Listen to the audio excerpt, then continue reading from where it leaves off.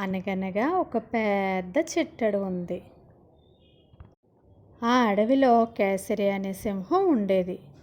ఆ సింహం అంటే అడవిలో జంతువులన్నింటికీ చాలా భయం. ఏవైనా జంతువులు కనిపిస్తే చాలు, ఆకలి ఉన్నా లేకపోయినా అది వేటాడుతుంది. అందుకని అడవిలో జంతువులు స్వేచ్ఛగా తిరగాలంటే భయపడుతూ ఉండేవి. ఒకరోజు సన్నగా చినుకులు మొదలయ్యాయి. జింకల గుంపు ఆనందంగా గెంతులు వేయడం మొదలుపెట్టింది. పిల్ల జింకలన్నీ చెరువు దగ్గరికి వెళ్దామని మారం చేశాయి. అప్పుడు తల్లి జింక పిల్ల జింకలతో ఇలా అంది: పిల్లలు అల్లరి చెయ్యొద్దు. ఇప్పుడు మనం వెళ్తే సింహానికి ఆహారం అవుతాం. కాస్త చీకటి పడ్డాక వెళ్దాం అన్నాయి తల్లి జింకలు.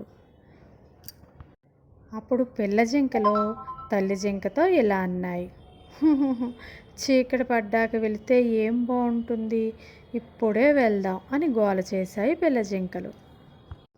ఇదంతా చెట్టుపై నుంచి గమనిస్తున్న కోతి తల్లి జింకలతో ఇలా అంది: పిల్లల సరదా తీర్చండి, నా దగ్గర ఓ ఉపాయం ఉంది, మీరు నిర్భయంగా చెరువు దగ్గరకు వెళ్ళండి అని కోతి తల్లి జింకలతో అంది.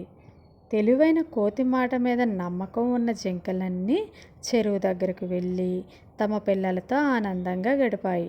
ఆ మధుర క్షణాలు నెమరు వేసుకుంటూ సాయంత్రంలోగా తమ స్థావరానికి చేరుకున్నాయి. కోతి నవ్వుతూ జింకలకు స్వాగతం పలికింది. అవును, నువ్వు సింహం రాకుండా ఏం ఉపాయం పన్నావు అని తల్లి జింకలు ఆసక్తిగా అడిగాయి. అందుకు కోతి నవ్వుతూ కొన్ని జింక కాళ్ళ గిట్టలను పోలిన కర్రలను చూపించింది. ఆ అచ్చులను నేనే తయారు చేశాను.